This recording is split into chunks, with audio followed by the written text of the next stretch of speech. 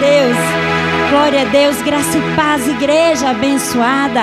Esse é o louvor que a gente quer ficar 24 horas falando. Eu quero mais, muito mais do seu amor, do seu poder, porque Ele é a razão do nosso viver. Amém, abençoados? É um louvor que a gente tem que ficar meditando na letra e falando: Senhor, eu quero mais do seu amor, mais do seu poder.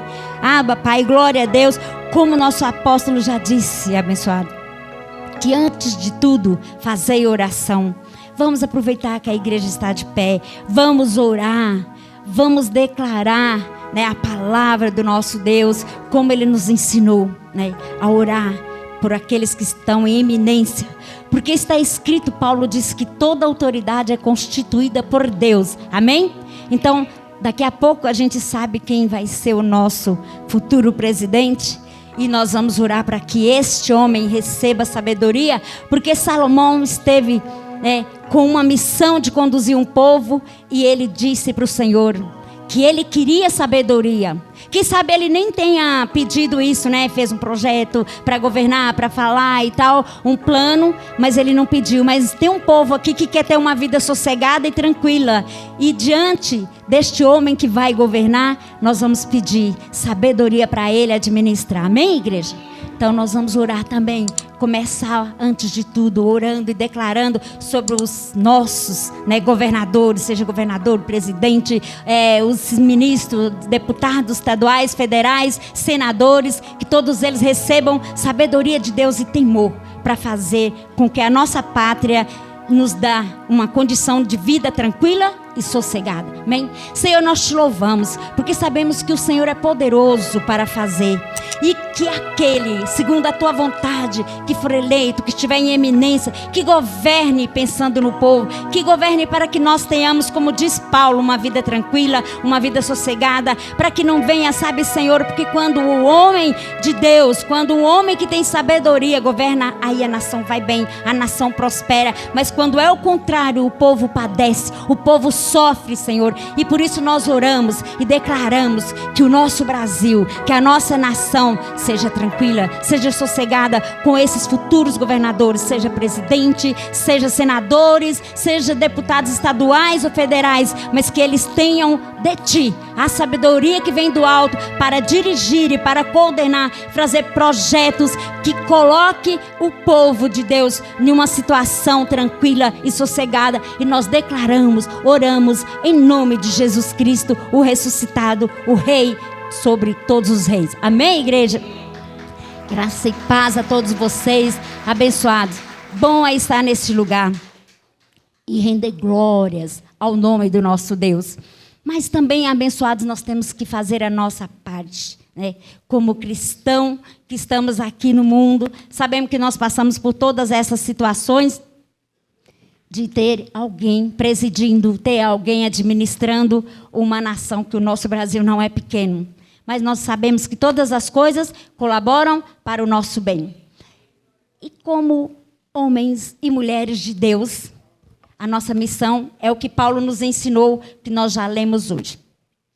E falando em Paulo, abençoado, nós lembramos que Paulo nos trouxe uma palavra maravilhosa, uma revelação que o Senhor deu a ele e não deu a mais ninguém, que é a graça.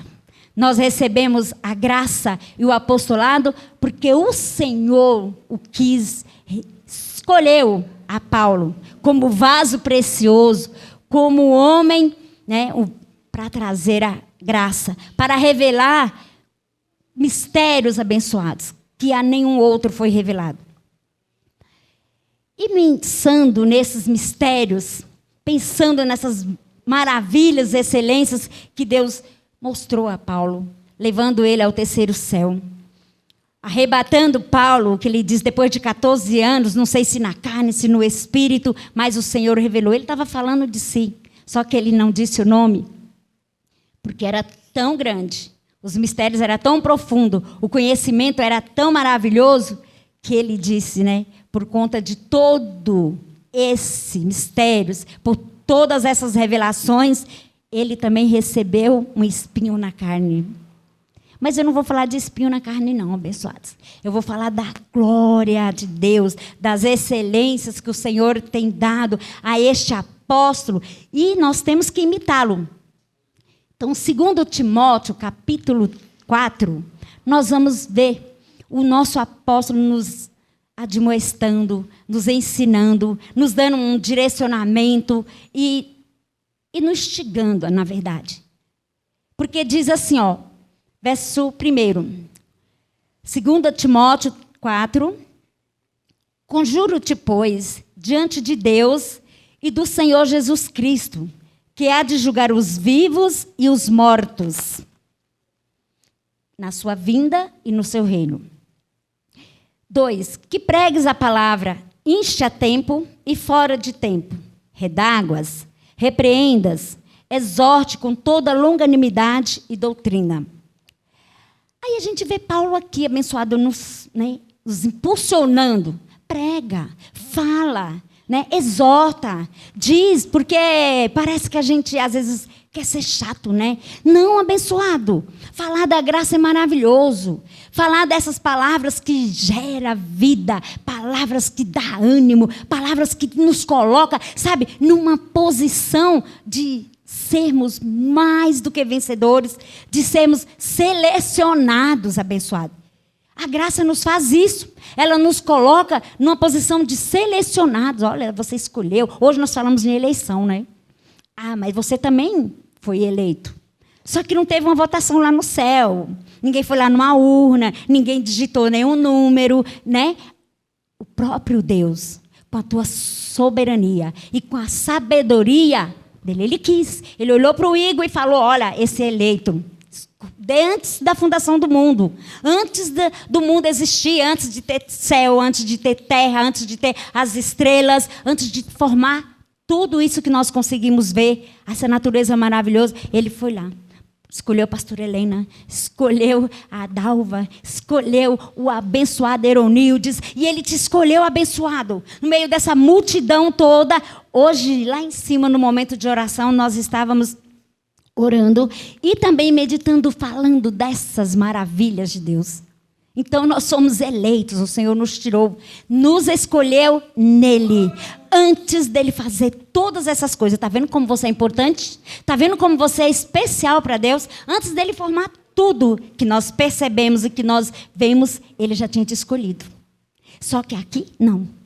Eu nasci em 64, o outro nasceu em 40, o outro nasceu em 1930 alguma coisa, em 1960 e pouco, 1970, eu não sei que ano que você nasceu, ou, sei lá, alguns anos atrás. Mas, abençoado, antes de tudo isso, você já tinha sido escolhido no Espírito. Oh, maravilha de Deus! Olha a soberania de Deus. E não precisou votar. Ele não precisou fazer nenhuma eleição, ele consultou sua própria vontade. É essa que eu quero, é aquele que eu escolhi, é esse predestinado, esse vai me servir, esse vai me louvar, esse vai pregar da minha graça, porque Paulo diz que pregues a palavra, inste a tempo e fora do tempo. Então essa vai falar para a vizinha, vai falar para o que está do lado, no trem, no metrô, no trólebus, essa vai pregar, aquela vai orar. Então o Senhor nos escolheu com um propósito. Por isso, Paulo vai e nos impulsiona, nos ensina e nos diz, pregue a palavra no tempo, fora de tempo, exorta, mas ensina com longanimidade, sabe, com doutrina. O que você está precisando ouvir, abençoado? Só de você pensar, olha, tenho olhos iluminados. Já não vejo mais como eu via antes, porque agora eu percebo, porque o meu homem interior, ele é perfeito e ele tem olhos iluminados para compreender essa maravilhosa palavra. Sou abençoado, fui eleito, fui escolhido, predestinado para viver debaixo dessa graça maravilhosa. Vai fazendo uma lista, abençoado, como é grande as vantagens que você tem de servir ao Senhor. E principalmente em graça. Porque em graça você vive a liberdade que há em Cristo Jesus, não mais debaixo de condenação. Não tem nenhuma palavra aqui que vai dizer que você não faça, que você está devendo, que você tem que fazer, ou que você precisa disso. Não há. nenhuma regra aqui. Nós vivemos aqui o que Paulo já disse. Pregue a graça a tempo, fora de tempo, redáguas, repreenda, exorte com toda longanimidade e doutrina.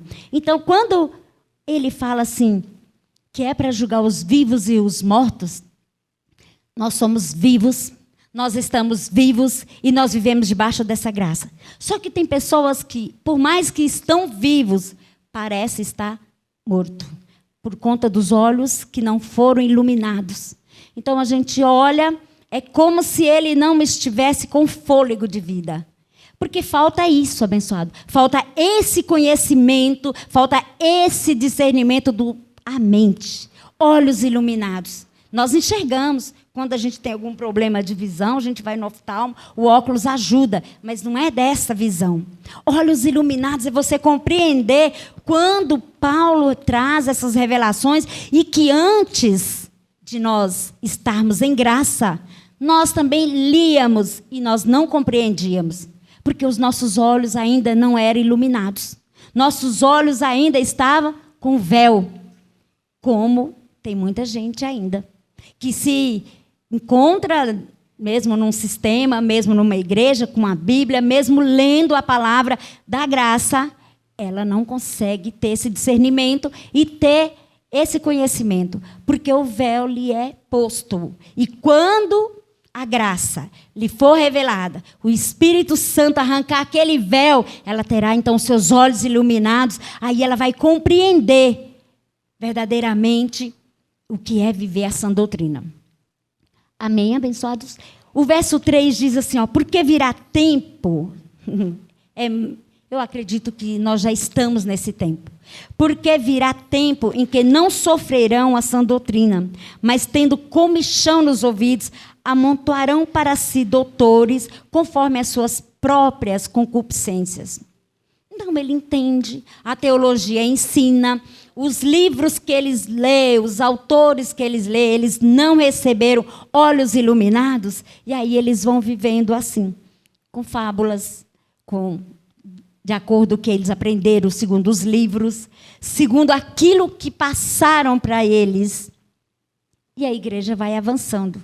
Mas nós, em graça não abençoado, que o Espírito Santo de Deus tem nos revelado, tem nos colocado em um nível excelente de fé, um nível excelente de conhecimento, porque o que nós outrora não conhecíamos, o que outrora ou antigamente, ou quando estávamos nesse sistema, nós não entendíamos, hoje a gente vê a luz da palavra e fala Jesus, né? Quanto conhecimento, quanta mudança nós temos vivendo debaixo da graça, recebendo esse apostolado. E aí Paulo vai falar, ó, porque virá tempos em que não sofrerão a sã doutrina. Eles não estão aí, abençoado. Se você falar, muitos ainda se levantam. Não é bem assim. E começa a querer, né, debater. E isso não convém a nós. Convém a nós falarmos, convém a nós pregarmos, convém a nós a exortarmos e a ensinar a doutrina. Aqui eu acho não, o que está escrito, o que Paulo nos ensinou. Abençoado está escrito assim, mostra um versículo, ensina e o Espírito Santo é com ele, para trazer o verdadeiro discernimento na vida dele. E o verso 4 diz, e desviarão os ouvidos da verdade, voltando às fábulas. É o que a gente vê. Quanta coisa no embrumation, falando e declarando, fantasiando para falar a verdade. O que é isso? Amontoar um monte para si. Os doutores, tem teologia, sou PhD, sou não sei o quê. Então, assim, eles não pregam isso daqui. Eles não falam. Está escrito, porque, olha, pregues a palavra no tempo, fora de tempo, exorta, repreenda. Não, eles não vão pregar isso. Daqui eles tiram o texto e inventa uma filosofia, inventa uma parábola e eles fazem o quê? Uma fábula. Não é conto de carochinha. É o que Paulo nos diz, para nós falarmos a verdade, Pregarmos no tempo, fora de tempo, em qualquer momento, é a graça. Porque se você vai evangelizar, abençoado, você entrega o folheto, olha, você é salvo pela graça. Ó, está escrito isso aqui, você já está pregando. Você já está falando o que está escrito. Olha, tem um site aqui, tem um canal, tem a rádio online. Enquanto você está falando, você é abençoado. Você sabia que você foi predestinado? A pessoa já pergunta, que palavra que é essa? O que quer dizer predestinação? E você começa a falar. Sabe quando nós fomos eleitos, mas como? Eu não estou sabendo. Não, você também foi escolhida desde antes da fundação do mundo. Mas para eles parece loucura. Mas o que é isso? Eu estava falando com os abençoados na oração sobre alguém que ia se batizar. E eu falava, não, mas você foi batizada em Cristo. Menina, o que é isso? O que você está pregando? Onde é que você está? Que igreja que é essa? Pelo amor de Deus, sai de lá. E eu falava, não, abençoado, pois está escrito. E eu tentava levar lá em Efésios. E ela, não, mas eu não quero ouvir. Você deve estar lendo uma Bíblia errada. Abençoado, porque ela escuta o quê? Fábulas. Fábulas que ela escuta. Sabe o que é as fábulas? Lá na lei. Quem não for batizado será condenado. Se você está aqui, você está em pecado, então você tem que se batizar para você ser salvo, porque senão você está sendo condenado. Ela pega Mateus, Marcos, Lucas, tudo aquilo que virou fábulas. Faz parte da história. O que é fábula? Uma história. Eu não estou falando aqui, acho que ontem teve dia de Halloween, das bruxas. Não é isso, abençoado. Aquilo foi história. Mas Mateus se cumpriu, Jesus nasceu, e até então a gente não via batismo, aí Jesus veio cumprir a lei, por isso que ele se batizou, porque senão nós não éramos salvos. Porque o homem em si, ele não consegue cumprir a lei. Não é só 10, como diz ele, foi resumido em 10. Era mais de 600 tópicos da lei. Então a lei é pesada. Quando nós cantamos aqui que a lei é pesada demais, a lei é pesada. A lei é carrasco. Então, Paulo nos ensina, pregue. Onde você vai, pregue a graça. Onde você vai, exorta. Quem está precisando de receber o perfeito entendimento, só através da graça. Fora da graça, ele não vai entender, abençoado. Se não estiver debaixo desse apostolado, pode esquecer, porque vai virar salada. Vai virar salada na mente da pessoa. Nós vamos lá para Filipenses 3, abençoado. Olha que Paulo maravilhoso, que nos dá uma palavra de vida, que nos traz esperança, que nos traz alegria e que não nos coloca nenhuma condenação. Filipenses 3, papai, o versículo 17. Amém? Olha Paulo de novo. Lá em Coríntios ele fala assim, sede meus imitadores, como eu também sou de Cristo. E Paulo vem falar agora aqui em Filipenses para nós também. Olha, sede também meus imitadores, irmãos. E tendo cuidado, segundo o exemplo que tendes em nós, pelos que assim andam. Quem é que anda, abençoado? Para andarmos segundo a graça. Porque se nós não andarmos segundo a graça, se a gente ler o outro verso, nós vamos ser inimigos da cruz. Olha o verso 18. Glória a Deus. O verso 18 diz assim: porque muitos há, dos quais muitas vezes vos disse, e agora também digo chorando, que são inimigos da cruz de Cristo. Porque quando alguém diz para você, não é bem assim. Ele está dizendo, em outras palavras, que ele é inimigo da cruz. Porque você não está falando de você. Você está falando o que está escrito. Segundo a graça, o que Paulo diz, pregue a tempo, fora de tempo, exorta, redágua, com doutrina, ensinando. Quando você fala da graça, quando você fala o que está escrito e que alguém diz, não é bem assim, ou não é desse jeito, ou sai de lá, que Bíblia que você está lendo? Vocês já ouviram isso? Que Bíblia que você está lendo? Ele está se colocando aqui, abençoado, olha, como inimigo da cruz. Porque Paulo nos deixa bem claro, do verso 17, aqui, sede também meus irmãos, meus imitadores, irmãos, Se Paulo pregava a graça, vamos pregar a graça. Paulo ensinava, vamos ensinar.